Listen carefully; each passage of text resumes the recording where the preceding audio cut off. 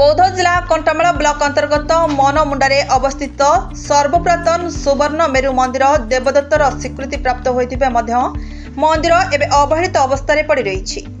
मंदिर दैनंदिन नीतिकांति पई गोटे परिचालना कमिटी गठन करा जायतिला, किंतु कमिटीर मनमुखी कार्यकलाप जोगु वर्तमान मंदिर रे समस्त प्रकार अव्यवस्था लागि रही। सेथिपई आज सुवर्ण मेरु मंदिर रे अंचलर बासी आलोचना करी एक सांबादिक सम्मेलन रे सूचना दैछन्ति।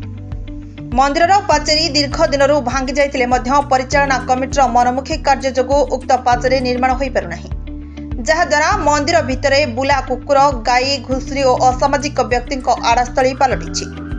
मंदिर प्रायतः 25 एकर जमी चाष हेउतिले मध्य मंदिर कोनोसी दिन अन्न भोग लागि पारु नाही।